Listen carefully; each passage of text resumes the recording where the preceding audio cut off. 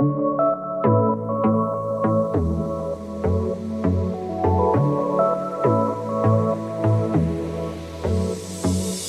everyone. Welcome back to the Nuance Needed podcast. I'm Amanda White. And this is Sam Dalton. Sam, why don't you lead us in today? Today, we are going to be chatting about a concept that I feel like maybe we've spoken about in a roundabout way without ever like specifically labeling it this. I think even like in yours and my private conversations. Amanda sent me a video, which is a clip of Elise Myers in, I think it's a podcast interview. Yes, she was on Victoria Garrick, I think is her last name. Yeah, the Real Pod? Yes, yeah, exactly. And Elise was talking about how she feels that she was in a place where she was over-therapized. Mm-hmm. And she was, essentially it was leading her to overthink things, leaned much more into intellectualizing rather than just like being in the moment and feeling your feelings and kind of letting yourself be a human. And so we both thought that that was an interesting topic to kind of like bat around and see. Yeah, I mean, I think the first thing I want to say about it is that I think there's a really big misconception that intellectualizing is therapy.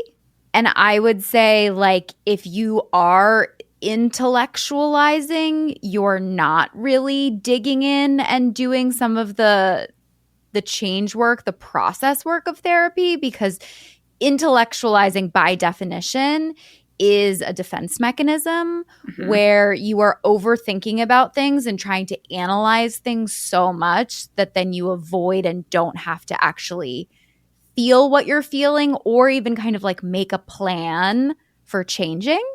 I'm not saying people aren't over-therapized. I think many people are. And I have been one to talk about sort of, you know, in this day and age, I have fears sometimes that in the plethora, fire hose of self-help content, we can become so focused on ourselves, we lose perspective and balance. And I equate it a lot of times to sometimes like my experience with chronic pain, because I have gotten so focused on my chronic pain that then I have become hypersensitive, hyper-fixated on it, even hyper-vigilant, where probably, you know, my body can, because it's like on alert, it can misinterpret soreness as danger and then like pain, when it's not even necessarily that's what's happening, because I'm so hypervigilant scanning my body all day for pain, for example. And I think the same thing can be applied with mental health. If we are very hypervigilant about our trauma, or we have this narrative that we are broken, there's something wrong with us, we can search for evidence of, oh my God, that there's another thing I can't do, or there's another weakness I have, or there's something else I need to work on and fix. So I think that's real. If you're stuck in intellectualizing and you're with a great therapist, they should be able to kind of pull you out of that a bit. My frustration, I think, with the intellectualizing conversation is I don't think we've provided clear examples of what that really is. And I think there's at least some of the people that I've worked with, and I think even my own personal interpretation of some content out there, is it's almost like if you have any talk processing around something, that means you're intellectualizing. And I have my own explanation of it, but you just so beautifully described that. I would love to hear how do you define the difference between talking in therapy, working through things versus intellectualizing? Totally. And I think it's one of those things that is really hard to explain because intention matters so much. And then I'm going to make it even more complicated for people and say it's not just intention, it's like subconscious intention, which is just like, what the fuck are you talking about? Like, I can tell when a client is intellectualizing, or I intellectualize. Like, I am a big intellectualizer in therapy. And it's not just about talking, it is about I am like analyzing myself while I'm talking. And a lot of times with intellectualization, you're not taking moments to like sit with what's happening. You're disconnected from your body, talking in circles, which is also different from being like, oh, this is interesting. I wonder why I might be feeling this way. There's like a back and forth exploration happening with you and your therapist, or even an exploration happening with you and yourself in a journal, versus intellectualizing is spinning so hard because you just want to find the right answer of why you are messed up. And you have this belief a lot of times that once you find it, you'll be fixed. What is your definition? I always try to trust people that I'm like, at some point you have to think critically about what you've been through, because a lot of times you've never put words to it. Mm-hmm. And I think there are some therapists who put a lot of pressure on the somatic, right? Which is like to be in your body and feel what is happening internally, both physically and emotionally, right? And kind of tap into how those are connected. And I've seen some therapists kind of say like, well, talk therapy is useless because you just need to tap into your body. And I'm like, well, at some point you have to be able to verbalize what is actually happening within your body to make sense of it. Because if you just sit there and you feel sad and you're crying and you feel your stomach in knots, okay, experiencing that is great. What was the thing that brought that up within you? And we have to be able to like verbally say, because we're verbal creatures with frontal lobes, like, oh, okay, that's why that makes sense. Where I start to classify intellectualism is when the thought process always loops back to minimizing. That's where I put my red flag up of like, ooh, I think we're trying to shield this. When it seems that every explanation that we go through eventually loops back to why it's okay, why it's not a big deal, why it's fine. I think from a therapist perspective, like there's a very fine line of when you intervene with that, because I've had some people work their own way through it. Yeah. I think if you notice you're doing this in yourself, that like you find your way like, well, it's not a big deal. I know I felt that way, but it's not a big deal because like I did this and I did this and I did that and I did that. I did that on a personal level with my brother for a lot of years. I really intellectualized what I felt towards him, what I felt about my experience. And I shrouded that in, well, it's okay because he can't help himself. We were doing the best we could. Or like my parents were also drowning and they didn't know what to do, right?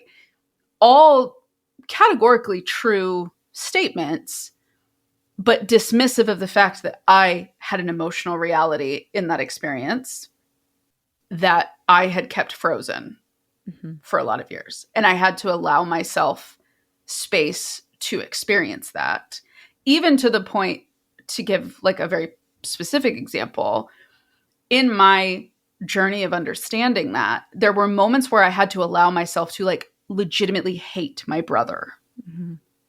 I had to honor that feeling when he was like having a meltdown, being aggressive, being completely unmanageable. I had to allow myself to respect, like, I am so angry and hateful that I have to deal with this. And I had to allow that to exist for some time. And that was really uncomfortable because it's really hard to sit in that space while you're trying to help somebody while feeling that way. And so that was part of the journey, is like learning how to acknowledge both. I give that example because I think there's a lot of people that come up against certain circumstances where they're like, well, it's not possible for me to acknowledge the full breadth of my feeling about this because it'll get in the way of me doing what I want to do or showing up the way I want to show up. And I think the question that I have about that when we start talking about intellectualizing is, well, do you feel like you're even showing up authentically right now? Because with intellectualizing, you can really end up almost robotic in your thought process and the way you work through things. And it just feels like everything is kind of glazed over with this avoidance, right? Like, well, there's a reason why, and the reason's fine because the reason justifies what the feeling is. So thus the feeling doesn't have to be that intense. Totally. You're using logic to not be present in your emotions at all. Rumination, you are in your emotions a lot of times. That emotion might be anxiety, which is probably the most common emotion, I would say, that comes with rumination. But you are spinning and spinning and spinning and trying to say why. And even when you figure out why, that's not enough. And then you have to ask why again, or why didn't this happen? Why did this happen? And you are really spinning your wheels and stuck, and using this process of spinning your wheels to feel like you're doing something without having to do anything. Mm-hmm. Yeah. So really with rumination too, it's like your personal feelings and a lot of times the negative aspects, versus with intellectualizing, you're way more focused on logic and abstract thinking, almost as though you're analyzing your life from this like bird's eye view versus being in it, right? You could analyze your life as, you know, I did this because of my parents and because life was hard for them and they didn't mean it and blah, blah, blah, which is different than the example you gave of I'm sitting in it and I feel this has an impact on me. And I would say people who struggle to be in touch with their emotions tend to intellectualize a lot. And I think that's why I thought this topic was good because, right, because she said she feels like she's over-therapized because I think it was just more into relation of her realizing she was overthinking everything that she did and kind of like over analyzing interactions and the way she behaved, trying to find, oh, did I do that correctly? Or was I whatever? Yeah. So it sounds like, yes, I think she was intellectualizing to escape from her feelings. It also sounds like there may have been some spinning sort of as well. Yeah. I do think if we're talking about a concept like being over-therapized, I think there does come a time where you have to be able to flex and say, could I do this on my own? That is a conversation that I would have if you are in therapy currently and you might be feeling that way. That is a conversation that I would have between like you and your therapist to kind of figure out like, is weekly too much? Right? I would say half of my caseload right now is on an every other week basis. And that's okay because 2 weeks for where they're at in their life, what they're going through, that feels like a good amount of time to kind of go through some things, try some things, kind of experience life on their own. And then we come back together and we chat about it. And you guys already have a rapport built up, which is different, I think, than sometimes people want to start off with a very spread out cadence, but you never actually... You can't get there. Exactly. When we say in the beginning of therapy, it should be weekly, I think there's a lot of people right now that think that that's like a cash grab, and it's the exact opposite. Yeah. As a professional, I need consistency in talking to you and getting to know you and checking in. And also, if this is the first time you're cracking open these cans of worms, that is a lot and that is overwhelming. And to have someone every 6 days, essentially, checking in with you, seeing how we're doing, seeing what came up after session, right? That allows you to build that relationship that maybe 2 or 3 months in, depending on what you're working on, you could say like, hey, for financial reasons, I need every other week. Yeah. Is that something we could do? Of course. Or I think I need more time to think on things and process things. Okay, great. Let's do that. Because there's a comfort there and a familiarity of backstory of how the person needs support, what they like in terms of support. And that has to be built in a consistency at first. And I think sometimes that's a little scary because it's scary to feel like that you are now accountable to someone for your inner world. And with that said, with the idea of being over-therapized, my question is, what are you feeling over-therapized on? Is there something you feel like you're talking about too much? Is there something else that you are talking about this thing more to avoid having to talk about that? if you are hyper fixated on your interactions or what you do or what you don't do, my thought is not necessarily over therapized. Are we using the wrong technique to help you cope? Because I think there's a lot of people that go to therapy consistently to have a check-in, and they don't express a feeling of being over therapized. Now, I think there's a line for anybody where if it feels like you're just showing up and you have nothing to talk about, then maybe you're in a season where you're not ready to take advantage of therapy. And that's not bad at all. Like, you genuinely might be in an okay state of mind, and that's fine. That's where we'd like everybody to be. So feel free to like take breaks and say, could I check back in with you in 3 to 4 months, right? And kind of see how that goes. I have a couple clients doing that right now. Like we're starting to stretch out the sessions more and more to see how that goes, to see if they want it more consistently or if they're ready to phase it out. None of this has to be done overnight. And I think a lot of people have that assumption that like the only way I can do therapy is I have to do it weekly or I can't do it at all. And it's like, therapy is about what works for you, babe. So if you are in therapy and something is feeling like it's not clicking or it's not working, talk to them. Oh my gosh, yes. I mean, that's like my biggest tip, and I think the biggest thing that prevents people from, I mean, besides money and insurance reasons, from having a good experience in therapy.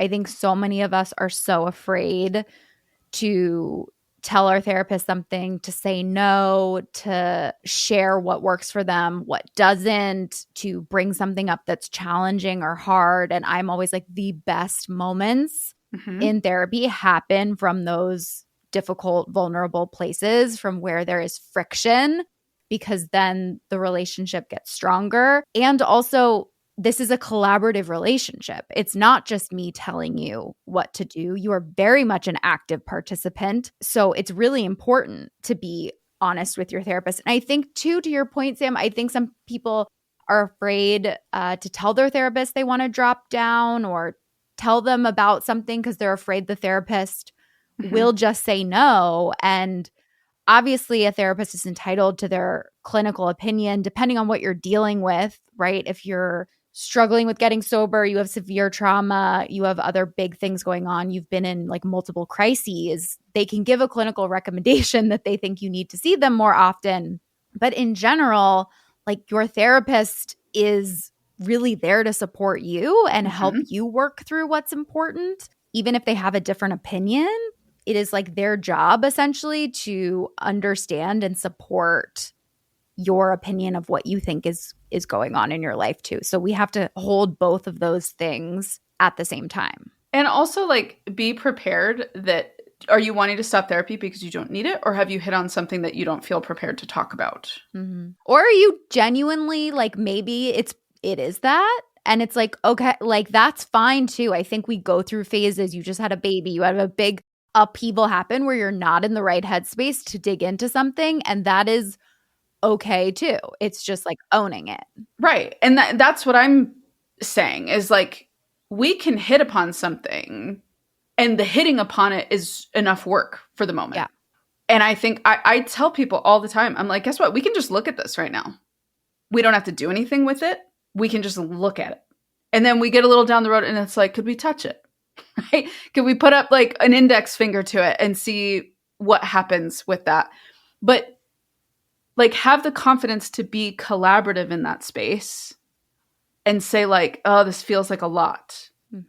And your therapist might push a little bit and say, what about it is feeling like a lot?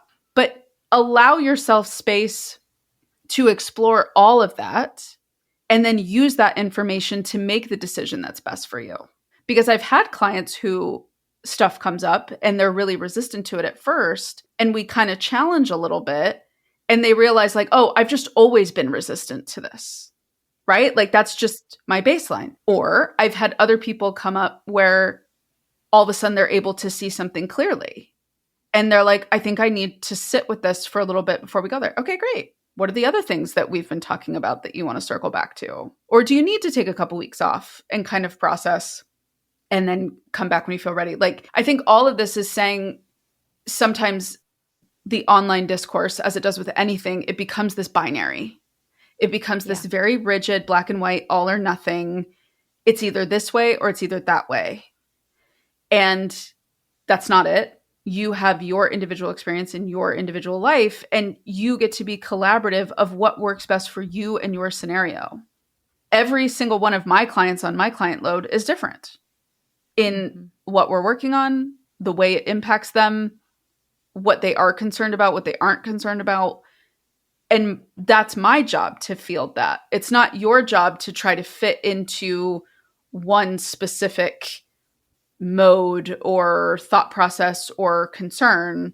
Your job is to show up authentically. And I will meet you there. I agree. The other thing, Sam, I was thinking about is I find right in this whole are we over-therapized conversation, I find like there aren't that many people that I know that are like going to therapy multiple times a week for years. Yeah. Or even in like maybe they are in weekly therapy, but like 1 hour a week isn't that long to really spend on yourself. No. What I think we're in terms of like where we're over therapized and what I see stops clients a lot in therapy is everything else they're doing mental health wise outside of therapy. Like the sheer amount of content, self-help content sometimes, it's like we're injecting it into ourselves all day long. We're reading, like if you think about, like I have clients who they're reading multiple self-help books at once. They are in a parenting course. They listen to all these mental health podcasts. They're reading content that's mental health therapy content on social media. They're watching TikTok videos and YouTube videos on it. They're taking in so much information, so many different pieces of advice.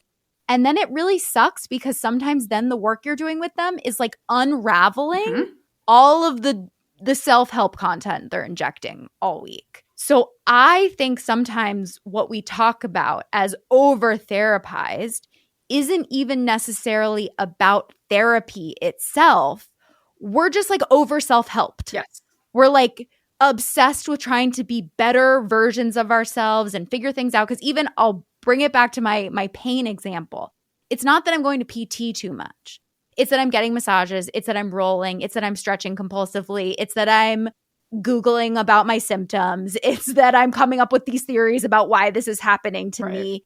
It's all of that. It is not the once a week PT I'm going to. We can't stand, I think, sometimes that the transformation isn't happening quickly enough. And we think that if we add a lot more content and we get help all week long in between, we will get there faster. And like anything, unfortunately, that's like, yes, there are some things that can be helpful and we bring them up. And I'm really grateful that a client is reading this book or I recommend something. But yeah, that's my biggest gripe these days is I think we're over-therapized because we're over-consuming self-help content. I think that's one of the truest things you've ever said. And you say a lot of true things. So that says something. I actually made a post about this. And of course, because the algorithm sucks right now, it went absolutely nowhere. But I said that I think where the self-help industry at large went wrong, and I include therapists in this. I absolutely 100% do. Myself included, when I first started making content and when I think of the first bits of content I made, we threw out all of these tips and tricks and explanations and insights to things with absolutely no understanding of who those tips and tricks actually applied to. And so what's happened is people are seeing tips and tricks for people who have severe diagnoses of things, right? Like the tips that are listed are for people that are deeply, deeply struggling. And someone who is not in that category, someone who's would fall more in the center of the bell curve in terms of mental health, now thinks that those tips and tricks apply to them. And so I think people are feeling this need to overly care for themselves when they really don't need that level of weekly intervention or really daily intervention. And also understanding that there's no amount of optimization that's going to save you from experiencing life. 100%. I think that's a huge thing, is that through technology and all these optimizations, we've been sold this lie that there is a perfect amount of mental health or even therapy that will protect you from the pain and suffering of being a human being, which is not possible. There is nothing that can take that away, because to be conscious, to be aware, is to be having pain, frustration, and emotion. Yes.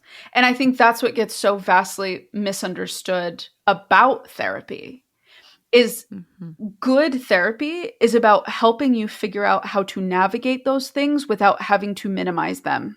It's about being able to experience the full breadth of life, the difficulty, the joy, the pain, the devastation, the excitement, all of that entire spectrum, that you are able to better navigate that uncertainty and go with the flow more and not be so rigid and not feel so bowled over when you have those more negative experiences, right? And some just will. Some just will knock you right on your ass. And there is nothing that no amount of skill or insight or experience can prepare you for. Period. End of story. And this obsession with like, you gotta do a cold plunge and like your morning routine and, you know, like you gotta do this and you gotta be doing this a certain amount of times a week. And like, no, none of that is going to lead to a different outcome than someone that just applies what is best for them and leaves the rest, or finds a routine that works for them that might not work for somebody else, but it works for them. There is no amount of optimization that is going to protect you from the human experience, period. End of story. And we are all going to fall and fail and make mistakes and really struggle sometimes. And I think that's the problem, as you were listing like morning routines and cold plunges, right? This is where it all gets super muddy and complicated, because everyone now is creating wellness content. Your coffee, your local cafe, coffee shop is saying, drink matcha, you know, because it'll help regulate your nervous system better. And your yoga studio is saying you need to balance your chakras. And this productivity coach is saying that their life changed when they started following, you know, this Pomodoro technique or whatever. And it is like, I do think that is just fundamentally one of the challenges of being a therapist and mental health and observing this content as a whole is, right, mind and body are connected. So that gets blurry. And the line between having a mental health diagnosis and not having one is blurry and moves constantly and shifts. So this all does get messy. Like, it was easier in some ways 25 years ago when it was like you had a mental health diagnosis, you were mentally ill, or you were not. Right.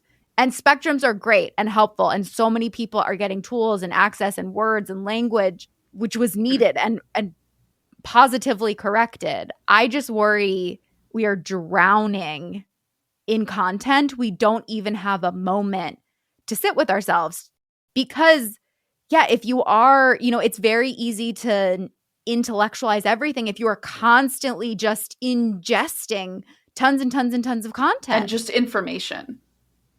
Just information. I think you have to live. You have to live. You have to allow yourself to be messy, to make mistakes, to like go outside and literally touch grass.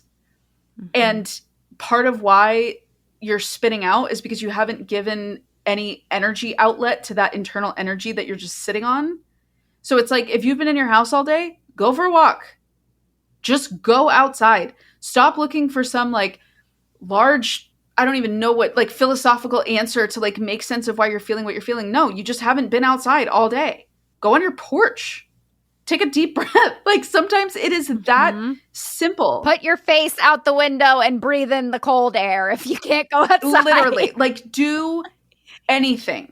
Do anything that is not constantly consuming something.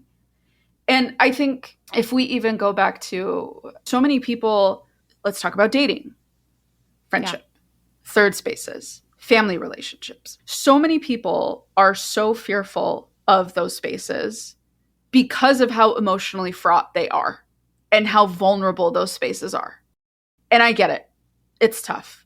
And at some point, if you want to make friends, you're going to have to put yourself out there and you're going to have to get turned down a couple times, right? You're going to have to face being stood up by people. You're going to have to face realizing, oh, I put a lot of time and energy into that thing that's not worth it. Okay, I learned. I move on. I'm going to go invest in this friendship that shows me it's giving back to me, right? That is life. Same thing with dating. You are going to have bad dates. You are going to have bad experiences. That is something that people have gone through for time immemorial. Yes, there are larger issues right now with, I think, the expectations of men and the expectations of women are completely misaligned. And I, as someone who is in that scene, I empathize 1,000%. But I think so many of us are so afraid of having any of those experiences, we're just not engaging with it, period. We're just avoiding it and getting online and consuming more content about people sharing their bad experiences about dating. And those are the only videos we see. And so now we're like, everything is screwed. Everything is hopeless. Why even try? Mm-hmm. And it's like, well, you have to go out and try. You have to go out and meet people. You have to go figure out how to talk to people. You have to figure out what it's like to flirt in person and how that feels. And you're going to feel like an idiot sometimes. And there's nothing you can do about that. Believe it or not, we are starting to think about Valentine's Day gifts, which I know sounds absolutely absurd because you just finished thinking of Christmas gifts. But I am going to make it very easy for you. This is not the typical chocolate or the typical flowers, which, let's be honest, the chocolate is mid, the flowers eventually die. So I have the answer for you. And these are the Cozy Earth bamboo PJ sets and the Sutton PJ sets. Now, both of these sets, I have to be perfectly honest of, I have 3 pairs. I have 3 pairs of the bamboo PJ set alone. These are the most comfortable pajamas I have ever worn in my life, hands down. And the crazy thing is, these pajamas are made from the same exact fabric as their sheet set. And if you've ever touched this fabric, it is so luxurious. It is so soft. It is made from the viscose from bamboo. So it's a very unique texture. I really can't even describe the softness, if I'm being totally honest. But anytime I put on these pajamas, I feel like I am sleeping in the most luxurious circumstances possible in my own home. Now, the reason why I'm telling you about this is because from today until February 8th, all of their pajama sets are BOGO, buy one, get one. And if you use our code, that is Nuance BOGO, you will ensure that you get the BOGO discount. So that's Nuance, Nuance BOGO, BOGO, put all together, Nuance BOGO for BOGO pajamas. You will not regret this. These are incredible. Celebrate love every day with comfort that makes the little moments count. I can't wait to hear what you guys think about these. I'm really glad you brought up the self-help industry because I think I could not agree more. As we're like hashing this out, we're not over-therapized, we're over-self-helped. And this isn't even me trying to like come to defense of my profession, because I think there's a lot of us therapeutic content creators that do kind of contribute to the self-help problem 100%. Mm-hmm. However, this idea of like one more tidbit, one more tip, one more thing is going to give you, you'll finally know. Right? You will know in all caps, bold, italicized, what to do. And it's like, no, implementation is what you have to do. Messy, awkward, bumbling implementation is what you have to do to get the life that you want. Yeah, you have to learn the skill. At some point, you have to actually ride the bike, because you can learn how to ride a bike. You can read about it. You can study it. You can learn all the tips. You can watch every video, but you have to practice. And I know there are people probably listening that are like, I don't want to date though. I don't want to do this. And I think we're like, don't have to. Don't. We're not saying you need to get into a relationship or you need tons of friends. Whenever I talk about community, people are like, I have a great group of friends and I don't want more friends. Okay, awesome. And I'm like, great. Leave us alone. This is not for you then. We're talking about the people who are upset and impacted and are like, I really want more friends. I really want to be in a relationship. Mm-hmm. Whatever. I really want a different career. I don't know what your thing is, but we're saying, yeah, studying it online, taking another course, right? And I am like offender number 1 at this. I read too much stuff. I'm always looking for a tip and a trick, and they don't work mostly. Right. But At some point, yeah, if you want something, you do have to practice and learn and be in that skill, because it's like the same thing we've talked about with even scripts of like how to talk to a friend, how to talk to a date, how to ask someone this, how to do that. Great. Like the script can be helpful with giving you ideas, but unless you're going to stand there and read the script, which is not going to be effective or helpful, you eventually have to open your mouth and talk and learn how to actually, there is nothing that will create presence for you in a conversation. I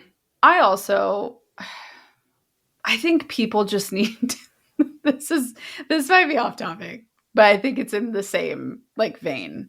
I think people also are trying to find ways to like not be tired. And I think I'm starting to see a trend where people assume that if they do something and it makes them feel tired, that thing must be something not good.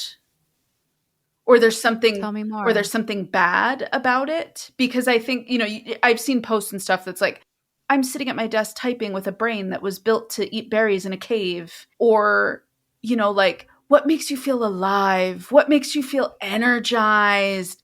It's like, I think people have subconsciously picked up on this notion that everything good in your life should leave you feeling like you could fucking float. And this all or nothing thinking of, well, I'm so tired because everything in my life is hard or things in my life aren't good. And I want to get to a place where I feel more peace, where I feel more joy and my life feels fulfilling. And I just think that is the most unrealistic hunk of crap I've ever heard. Because I can tell you right now, my job is insanely fulfilling.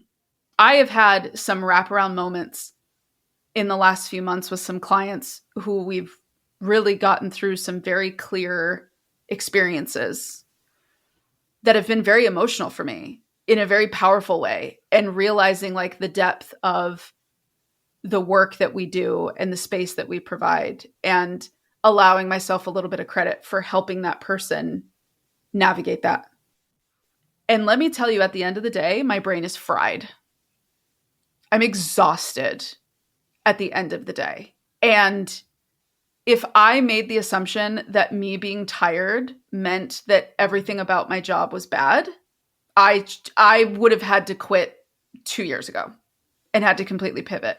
But then the problem would be the next job would make me tired too, because I'm using energy. I literally have to use my brain every day. And that is why you have to sleep every night, because your body is designed to get tired over the course of the day, regardless of what you're doing or you're not doing. It's the same reason why you could lay on the couch all day and you're still tired at the end of the day. Yep. 100%, Sam. And I think we can, for anyone who feels resistance coming up, I will acknowledge this and then dive back in. Trust has been eroded within communities. When we lose third spaces, when we lose communities, right. With the rise of the nuclear family, there is less efficient division of labor. So we all have more to do, sort of individually. It's what we were talking about on is it embarrassing to have a boyfriend, right? Like when you are a single person, you have more work that you have to do to take care of yourself, rather than if you are a family or you're partnered, that work is split and you have someone to share it with. So I think that's happened on a society-wide scale. When we don't trust people, when we don't trust our neighbors, we don't have as many people to help us. And that makes us more tired. For sure, that's happening. And I agree. I think we need to acknowledge that to be alive and to participate in life is tiring, is exhausting. And we forget sometimes, though, that doing things also can give us energy back. Yes. I often don't want to wake up in the morning, but I don't often feel regret for waking up in the morning. You can be exhausted and tired and still, that's why you need to stop chasing happiness, and you actually need to try to focus on creating a life that is meaningful to you, whatever that is. Because I think part of what we're talking about also is we have this unrealistic expectation, I think because of influencers and wellness influencers specifically, that act like they've arrived and they are happy all the time and they're joyful and everything is amazing, that we will be able to get there if we self-help ourselves enough. And that's not true, not realistic, not possible. And what's actually really interesting, because I've dug into some of this research, is that the people who are most obsessed with happiness, that care the most about being happy and set that as a goal, are the people most likely to experience depression. Right. Because happiness is an all or nothing emotion if you think about it. It's also an emotion. Can you imagine just wanting to feel one emotion forever? God, no. And happiness is fleeting. That's part of the problem, because every emotion is actually fleeting. And I know some people are going to fight me with that. They're like, I've been sad forever. I'm like, I guarantee if I cracked open your brain, you oscillate through the day. It might not be a big oscillation, but you oscillate through the day, because that is literally the biological build of your body, your nervous system, and your brain. Period. And I think I actually had a conversation with a client about this today, where we spoke about the difference between being happy and being content. Content allows for a spectrum. Content allows us to say, I'm happy with this over here. I feel fulfilled with this over here. I'm kind of struggling with this over here. But I'm allowing what's good over here to outweigh what I'm struggling with over here.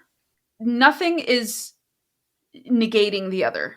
And I think with happiness, the expectation is, if there's anything in my life that is making me feel sad or making me feel lonely or making me feel any sort of negative way, that means that is a thing that I need to somehow adjust or maybe even cut out of my life.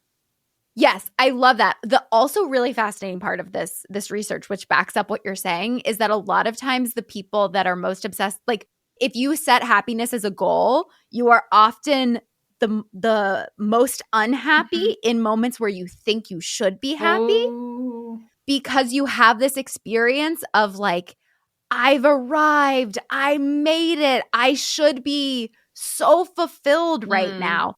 And when your expectations don't line up with the emotion, you get upset, and then you can't blame your circumstances anymore.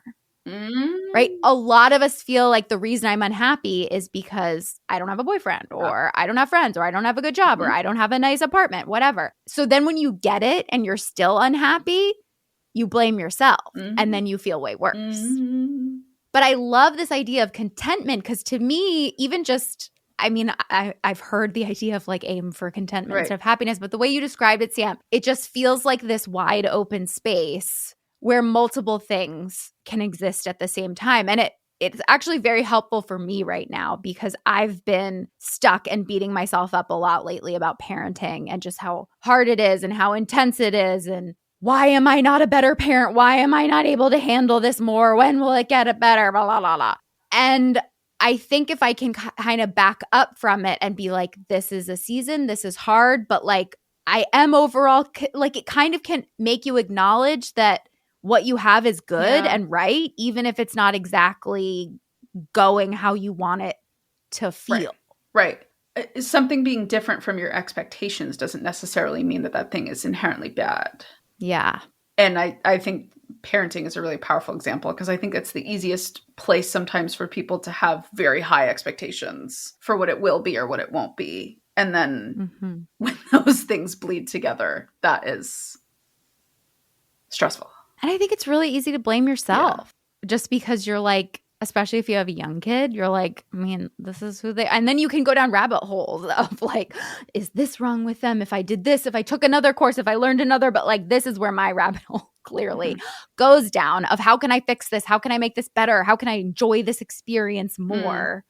Where my husband is much more chill, because he's just like, yeah, she's a toddler. She's going to scream all the time. And maybe there's nothing wrong. And like, can we just meet her where she is and have fun with her and be playful with her? And like some days are going to suck and she's going to be in a bad mood. And that is the way it is, where obviously just me explaining that the energy is very different than me being like, I'm going to fix it. I'm going to figure it out. I'm going to make it better.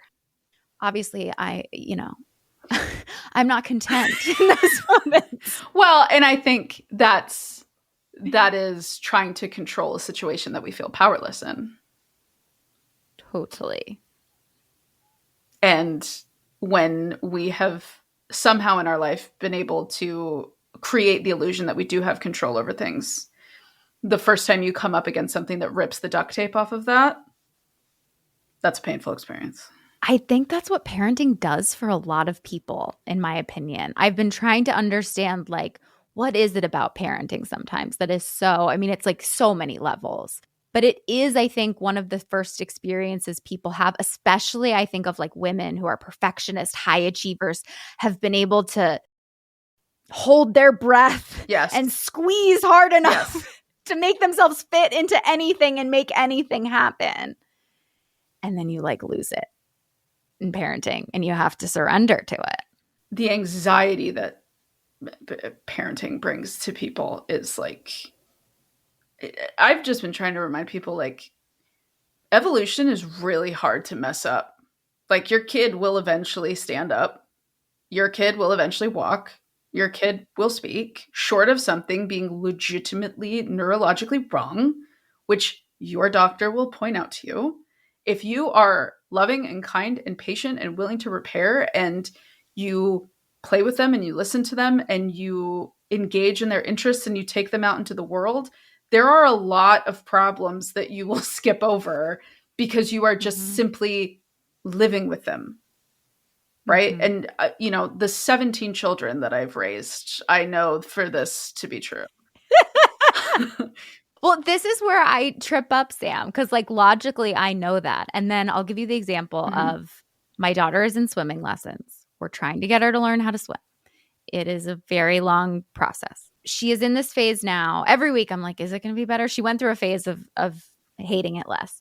And she's not doing the swim lessons where they're like, they like throw them into the pool with clothes on. Like, she's actually learning how to swim. So I had more faith that she would like it eventually. Yeah.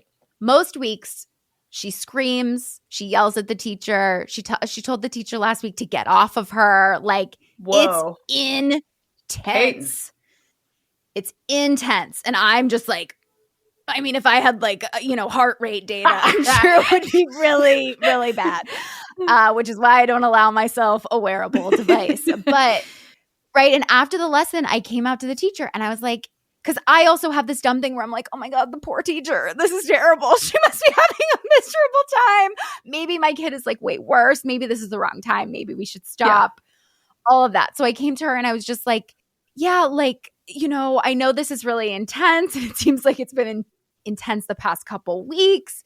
Is this worth it? Should we continue? What is your advice? And it was hard because she was kind of like, well, I think you guys just need to practice more. I think you're not practicing enough with her. I think you need to have her kick in the tub, make sure she doesn't watch TV before she swims, which she doesn't. Like, there was a lot of, obviously I was asking what was wrong. So she probably wanted to give me tips. But with a lot of like my experience in teaching of like parenting stuff, there is this onus that's sort of put on the parent of like, well, it's happening because you're not doing something right. Is sort of the subtext of that. And I think that's what's so hard about our generation and parenting right now is the amount of people, even if you go offline and you say, I'm not going to read books, I'm not going to expose myself, you're up against things like that often where you feel like, shit, is this because I'm not like practicing hard enough with her? Even the teacher suggested that it's because like we don't have enough boundaries at home and we don't say no to her enough. She was like, maybe this is one of the only times she gets told no. And I was like, I didn't say anything because whatever. She was kind about it. She was very delicate with the way that she phrased it. Yeah. And she delivered it within context of saying other things, of she's pushing back, she's testing boundaries, which is appropriate and true. But it's hard to not feel like it's your fault when those are the conversations that are being said to you often. And I can imagine if you have a child in school or daycare or things like that, that would be, I'm lucky this is just like a once a week swim lesson of someone who I can sort of fire at any time. But yeah, I think that's what's so hard. That makes a lot of sense. I mean, it's vulnerable. It's the most vulnerable thing in the world to be like, am I the problem? I think the optimization and now I think I'm starting to see people overcorrect of like, oh, now we're over-therapized. Now there's too much and we shouldn't talk about it at all. And it's like, no, it's that we haven't been talking about the right things from the beginning. That's the problem. Which, like, humans are fickle. And humans like reactivity because it feels good. And humans like quick fixes because it feels manageable.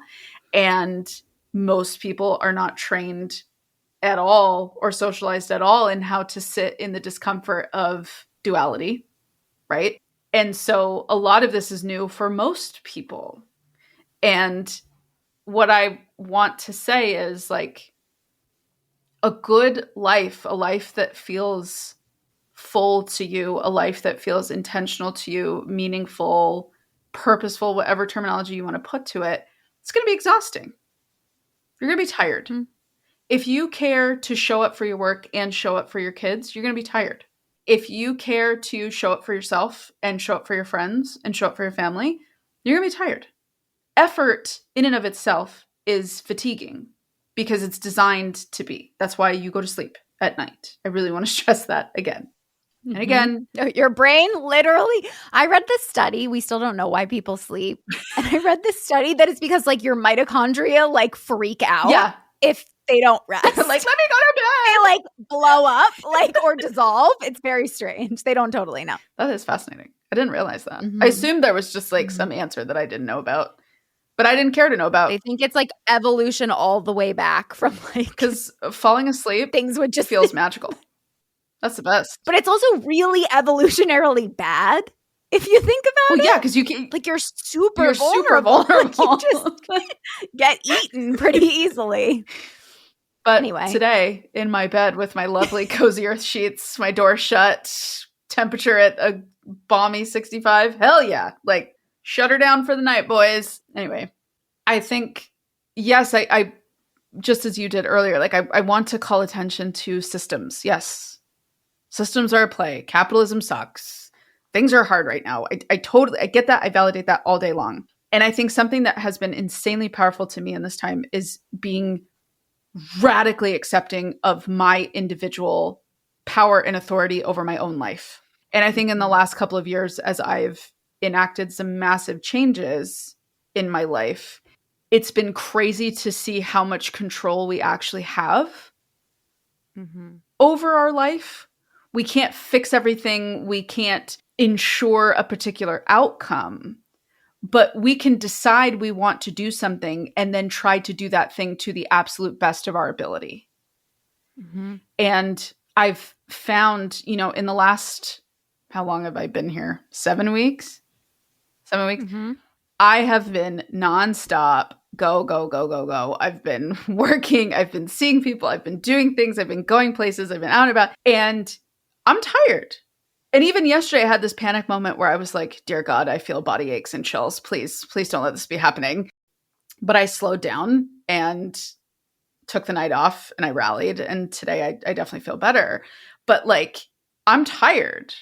But at the same time, I set my life up that way because that's what I realized was missing from my life, was doing things, being social, like, just living my life in a completely different way, in a way that I feel a little more stretched thin. I have to be a little more strategic with my time. I'm kind of adapting, like, some of my hours for therapy and changing, like, my time slots and things, but, like, and like being more strategic with, like, when I see people or when I do social things. But, like, I realized my life wasn't full enough before. My life was very quiet and very small. And I think for a long time that felt very safe. And what I realized is, like, oh, I'm bored out of my friggin' skull and I need to be doing more. And doing more meant I was going to be more tired. Yes. Doing more meant I was going to have to be more aware of my schedule and put myself out there and do new things and try new things and be out later than I normally would and whatever. And I know some of you listening to this are like, well, you're single, you get to have fun. And it's like, well, no, it doesn't matter. It's the same principle. Mm-hmm. Just because I'm saying, like, okay, I work all day and then I go do things at night, or I try things, or I go to new places. It's the same thing for you if you work all day and then you go home and you really want to be more intentional with your kids. Mm-hmm. Or if you've decided to take on helping a parent with something, or you're showing up for your friends more, or, like, just because the situation is different doesn't mean the principle is different. And don't underestimate your ability to Yes. adapt. I think we chronically underestimate it. And sometimes you will hit your edge and you'll be like, oh, there's my edge. And physics isn't going to take me any further. I need to stop. I think sometimes too, and I will call myself out on this, some of my energy is spent when you're trying to control things. And it is energy that you are burning and using. And I think if anyone listened to our What 2025 podcast episode taught us, I read this beautiful obituary of a woman who was talking about how her mom was just the most fun mom ever. And I said I wanted to bring that energy. I want to bring in contentment also. Yes. Because I think it's unrealistic for me to claim that 2026 is going to be the year of mischief. No, I think that's a stretch for Amanda White, everybody. I think that's going out on a limb. Maybe I can be content. And in contentment, I can be more playful. Yes. There we go. I think to circle all the way back to the beginning where we said this was about being over-therapized and thinking too much, I think really like the theme of this in thinking of that is like twofold. One, self-help is great to a point, and it is okay to call in when we have become hyper-fixative and over-analytical of our mental health and what we're doing or what we're not doing, or if we're taking care of it in a way that actually isn't helpful, right? And we might need to readjust. But then second, you could go to therapy for 10 years, and if you never implement anything that you're learning in there, it will feel useless. And at some point, if you want any, and I've said this until I'm blue in the face, and I will continue to say it because I think in 2026, I'm going to be saying it a lot more, but to your faces in person, I truly, the only way to do something is through being messy and being consistent. That is the only way that you are going to experience any type of sustainable, transformative change in your life. Doesn't matter what area it's in, but at some point you have to start. At some point you have to accept that you're going to be new at something. And I'm tired of hearing well, I don't want to be new at something because I'm bad. It's yeah, okay, next. Get comfortable at being bad at things. Yes, you're going to be bad at it. I think that's a good skill. Yes. If we stop living our lives for the arrival, for the finish line, for the goal, for what we think will happen, and we start living for the experience of it, you will be a lot more content. All right, everyone. This was fun. Yeah. This was a fun journey. If you could rate, review, share, subscribe, anything that you could do to get the word out. We had some really incredible Spotify statistics that still kind of blow our mind a little bit. And that's all because of you. So thank you. We appreciate you being here and listening. I feel like the OGs are going to really like this episode. Yeah. Today. I agree. So we hope you enjoyed. Yes. We're on Substack also. We'd love to see you over there. Join us at nuanceneeded.substack.com, and we'll see you next week. Okay, bye.